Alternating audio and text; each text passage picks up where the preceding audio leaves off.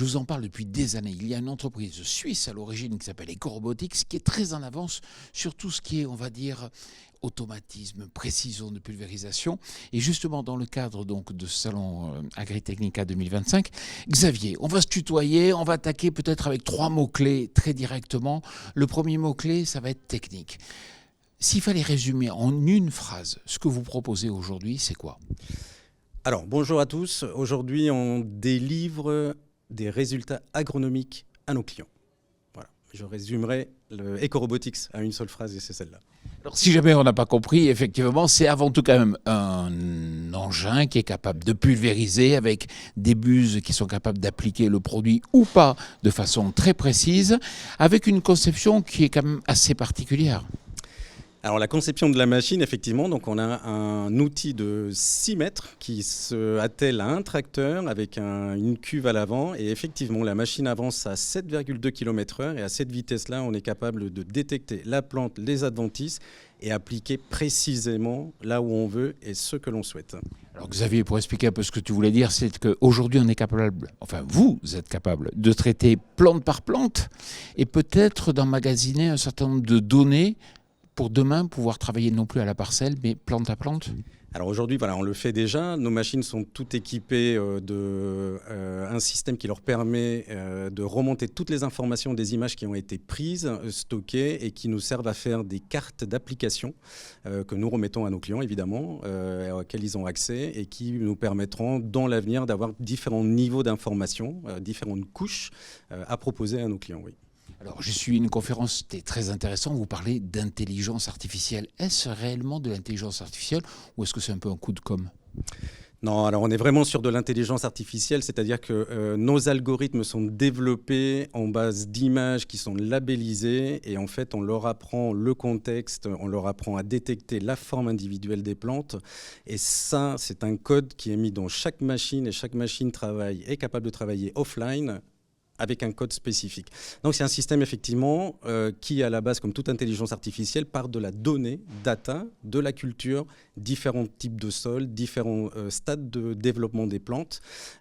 Et ensuite, voilà, on implémente ça avec un logiciel. Oui. Et vous appartient cette recherche IA ? Oui, on est 100% propriétaire de tous nos algorithmes en fait. On développe tout en interne, c'est là où on a les équipes les plus poussées aujourd'hui entre la partie détection et application. Alors vous travaillez effectivement sur le fait d'être capable de reconnaître, de traiter, d'appliquer un produit sur des mauvaises herbes, sur des plantes aussi, puisque vous pouvez protéger la plante, pas uniquement désherber. Et puis aussi, vous pouvez déterminer des zones qui ne seront jamais traitées. Alors exactement. Donc dans le cadre aujourd'hui où on parlait de délivrer de l'agronomie aux agriculteurs, en fait, avec notre machine, on est capable d'aller aussi loin que de détecter la plante, la protéger avec une zone de sécurité autour de la plante que l'on peut ajuster de 0 à 16 cm et de pouvoir appliquer un produit type herbicide de contact non sélectif uniquement sur les adventices. Alors, quand on regarde effectivement, ça pourrait être un pulvérisateur, mais ça ne ressemble pas vraiment à un pulvérisateur. Le problème, c'est que vous êtes quand même dans des largeurs qui sont assez restreintes. Alors aujourd'hui, on a commencé avec un outil qui pourrait être le plus polyvalent et le plus universel possible. Donc on est parti sur une largeur de travail de 6 mètres, mais nous travaillons d'ores et déjà sur des largeurs différentes qui peuvent aller de 2 mètres, 6 mètres, 9 mètres, 12 mètres, voire 18 mètres en fonction du marché. Mais on ne sera jamais à 40 mètres, une quarantaine de mètres, pour la bonne raison, c'est que si on veut être précis, il ne faut pas qu'on ait un ballon qui soit important. Alors c'est exactement ça. Alors il y a 2 facteurs. Le premier, c'est que pouvoir avoir une précision au centimètre, comme on l'a aujourd'hui, nous, en application sur un module qui se balance, est très compliqué. Et puis la deuxième, je pense qu'elle est un peu plus profonde, c'est qu'aujourd'hui, on ne tend pas à remplacer un pulvérisateur. On est là comme un outil supplémentaire dont l'agriculteur a besoin à un certain moment, et particulièrement en post-émergence pour du rattrapage très spécifique. Aujourd'hui, vous le proposez sur certaines cultures à haute valeur ajoutée parce que le prix est élevé. Alors on le propose principalement sur des cultures effectivement à valeur ajoutée, cultures légumières, mais c'est aussi parce que c'est là où il y a le plus de problématiques. On a aussi les réglementations européennes qui, de fur et à mesure, nous retirent des produits, notamment la métribuzine cette année. Voilà, donc il nous faut des solutions aujourd'hui où la machine permet d'avoir l'intelligence et peut-être utiliser des produits un peu plus simples, moins dangereux, en lieu et place, tout en gardant des résultats efficaces et efficients au champ. Des cultures plutôt basses en général, mais vous dites demain on pourrait imaginer cela pour le soja ou pour le blé? Alors aujourd'hui, la hauteur et le dégagement hors tout de la machine, il va à peu près jusqu'à des stades de développement de 40-45 cm. Au-delà, ça devient un petit peu plus compliqué. Mais voilà, dans le traitement à terme, en fait, et dans une stratégie de maintenance et de gestion des adventices, on est capable de détecter à partir de 2 mm l'adventice et 2 cm la culture. Donc en fait, ce qu'il faut, c'est arriver assez tôt dans la parcelle pour pouvoir avoir une meilleure gestion. Second volet, on va parler d'environnement. Est-ce que vous êtes capable aujourd'hui de dire on peut permettre à l'agriculteur d'économiser X% d'herbicides, par exemple?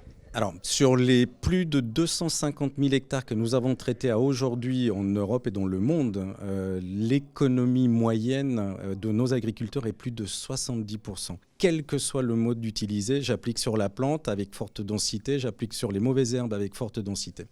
Donc c'est énorme. Sur une base de 200 litres hectare, qui est la base de nos buses sur la machine. Xavier, je dis bravo, mais le problème c'est que l'intelligence artificielle, les terres rares, tout ça, ça va pas dans le sens de l'environnement?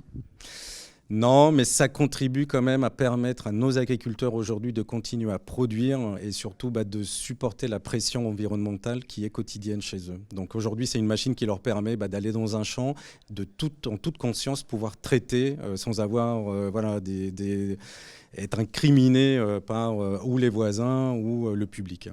Parlons économie. Il y a 3 ans, vous étiez quoi, 30-35, aujourd'hui vous êtes 250, ça veut dire que beaucoup de gens croient en vous. Alors effectivement, on vit chez EcoRobotics depuis plus de 3 ans ce qu'on appelle une crise de croissance. Donc on grandit très vite, on pousse et effectivement on a des investisseurs qui nous accompagnent et qui nous poussent aujourd'hui à continuer à développer des algorithmes, des solutions et puis à s'étendre aussi sur les 5 continents. Je sais que même les entreprises de l'agrochimie croient en vous d'ailleurs, ont investi peut-être par le passé, mais aujourd'hui vous venez de lever 100 millions de dollars?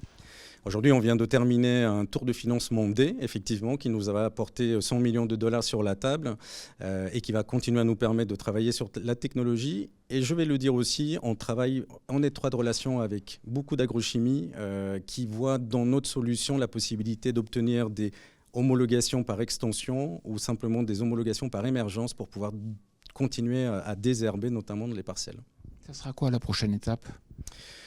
Continuer à proposer la culture, enfin en tout cas la technologie peut-être dans des secteurs d'activité différents. On a déjà des pistes qui vont être exploitées et je vous demanderai d'attendre encore janvier 2026 et il y aura une très grande nouveauté EcoRobotics sur un secteur d'activité différent. Oui, mais Xavier, je trouve super ce que vous faites. C'est vrai, vous êtes une pépite là aujourd'hui. C'est pour ça que vous suscitez l'intérêt et que les gens vous financent. Mais pour les agriculteurs, vous avez un modèle, soit il est en rupture, soit il n'est pas facile à accepter. Vous vendez la machine et en plus vous vendez des licences pour pouvoir utiliser la machine. Pourquoi ? Alors, il y a 2 raisons à celle-là. La première, c'est qu'effectivement, on veut avoir un prix de machine à l'achat qui reste acceptable. Donc c'est un peu le premier cas. Le deuxième, c'est que le gros effort de notre développement, il se situe au niveau de l'intelligence artificielle, donc à proprement parler des algorithmes qui sont très complexes et qui demandent beaucoup de ressources. Le fait de pouvoir avoir un financement du matériel plus une licence annuelle à payer, en fait, il y a 2 avantages. Alors, pour l'agriculteur d'abord, c'est qu'il a toujours une machine à jour et qu'aujourd'hui, nos agriculteurs qui ont travaillé avec des machines depuis 3-4 ans bénéficient d'une machine qui est à jour comme si c'était une nouvelle machine sortie d'usine. Donc, globalement, ils sont toujours à la pointe de la technologie. Donc, c'est assez primordial et c'est comme ça que nous envisageons le modèle économique EcoRobotics. 150 000 € le pulvérisateur, ça fait cher quand même. Oui, c'est un investissement, mais sur des cultures à valeur ajoutée aujourd'hui, le retour d'investissement est assez conséquent. Et je dirais même au-delà, ce que je vois aujourd'hui sur le marché, c'est plutôt des clients qui nous disent « mais le haras à 6 mètres, c'est aussi un outil dont j'ai besoin dans ma boîte à outils comme n'importe quel autre outil. Il y a des agriculteurs aujourd'hui qui ont des avions, des hélicoptères pour traiter, pour nettoyer leurs serres. Donc c'est un outil complémentaire. Et globalement, le bénéfice est plutôt rapide. Vous savez que le secteur des agroéquipements vous regarde aussi parce que ce modèle avec des abonnements, c'est rêvé pour la bourse, pour les investisseurs. Ça a été le plus compliqué aujourd'hui. Depuis plus de 3 ans que je travaille chez Ecorobotics, en fait, faire accepter ça au marché, ça a été la chose la plus difficile. Par contre, on a essayé aussi de la valoriser et de donner en échange. En fait, c'est pas de l'argent qu'on prend de l'agriculteur, c'est de l'argent en fait qu'ils investissent pour continuer non seulement à bénéficier de la technologie, avoir une machine à jour. Le cas échéant, ils pourront la revendre, elle aura beaucoup de valeur. Et puis surtout, en fait, c'est développer des algos pour qu'ils puissent résoudre leurs problèmes. C'est la clé, c'est la clé. Donc oui, nos confrères devraient aussi s'inspirer peut-être sur des modèles différents. Merci beaucoup Xavier et puis bonne continuation. Merci beaucoup.